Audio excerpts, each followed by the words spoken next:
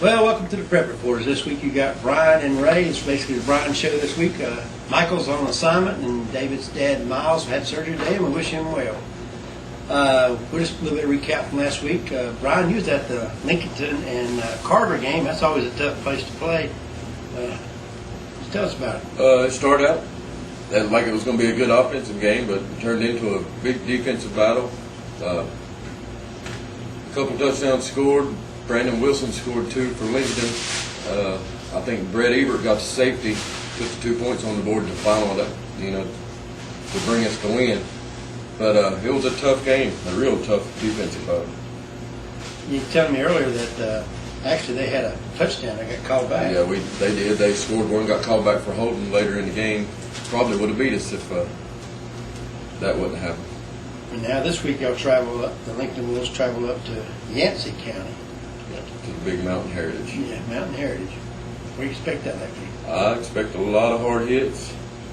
And from what I can tell by reading all the posts and everything, pretty good offensive game. Looks like Mountain Heritage has got good offense.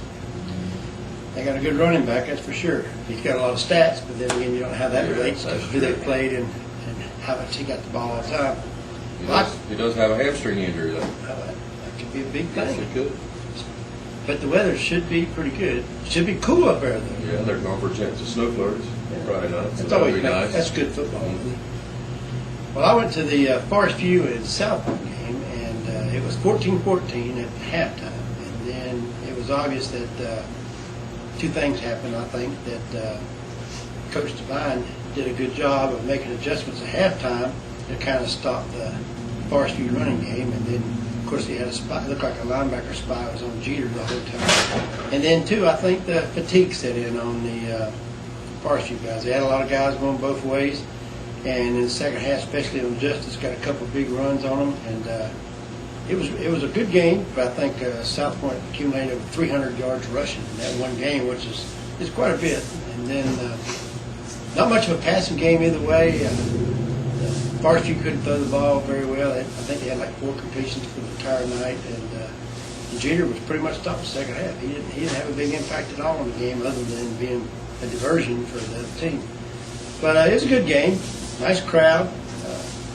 Then I'm going up to I'll be at A.L. Brown this week, and I know you're going to be up at Burnsville up in Yancey.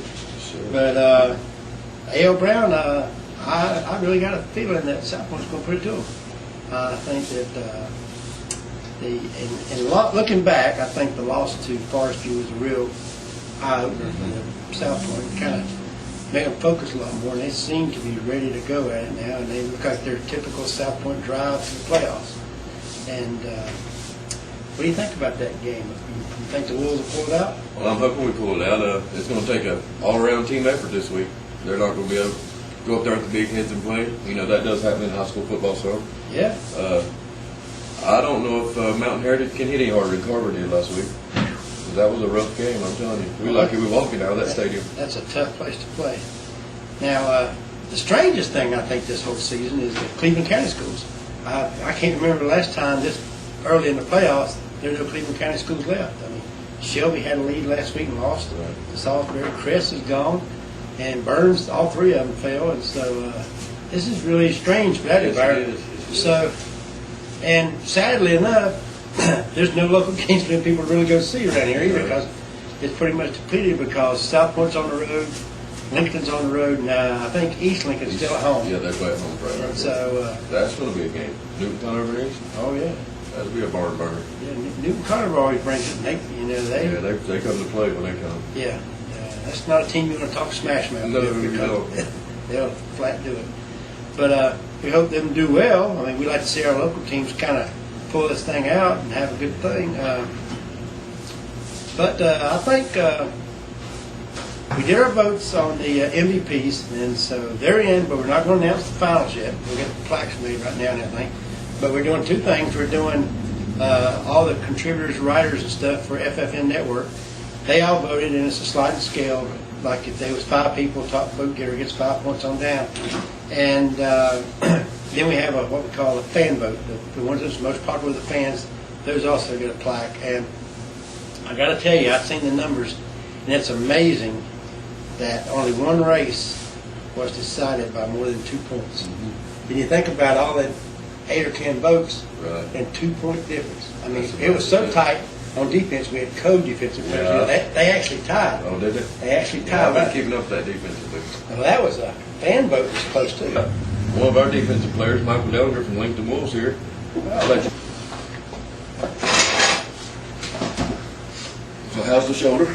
It's doing good. That's good, that's good. You Ready to ready to play Friday? Yes, sir. What do you think? Good game? It's going to be a good game. They got probably going to be one of the toughest offensive line we've played against yet. They're kind of big. Some of them a couple fast ones. They got some pretty big guards. But overall, I think we can, as long as we keep them where we need to be defensively, we'll be all right. They got a good running back. Yeah, their running back, they said rushed about 2,500 yards already on the season. But that's not against Lincoln, right? That's right. That sounds good, that sounds good. Keep them in between the tackles and we'll be all right. You ain't gonna get far that way, is it? No, sir. So how you think this new offense has worked out for you guys this year? It's worked out good. Showed out a lot of different people in positions that showed that sophomore D. Littlejohn, he's doing good at fullback. And, I mean, everyone around is getting good yardage, and it's just showing good shows for everyone. But the thing too is with that kind of offense, your offensive line needs to be pretty quick, don't they? Yeah. Our offensive line works hard every week. They get a little bit better per week. They had a little bit of an off week last week, but they're planning on bouncing back hard this week. Doing their job. Now defense stepped up at Carver, didn't they? Yes, sir. We stepped up pretty big. Pretty tough place to play too, isn't it? Yeah. Rough environment. I mean, they take their football serious up there. They do. They do. And so, but you're going up the mountains now. Yep. It's a long ride. You ready for it? Yes, sir. What do you do to get comfortable on the web or get ready for the game when you're traveling that long? Listen to music and lay back and just sleep. Sleep get you Yeah, pumped up? Yep. Well, I'm ready for Friday. I'm ready. You ready? I'm ready. You ready? I've been ready since Monday. It's Monday. How's D? Days getting better. That's good too. It's always a good sign. Yeah. Well, I don't have any worries about the defense. The offense is sporadic at times, but the defense, But we step up defense like we have been the past couple of weeks, so I ain't got no worries. Yeah, I don't think you have much to worry about either. That's true. Because, I mean, over the regular season, our defense scored points too, so we always have that to look back to. If we need to, we can. That's right. That's right. Well, that's a good way to look at it. Well, Brian's going to be taking some pictures up there this weekend, so he put them on the website.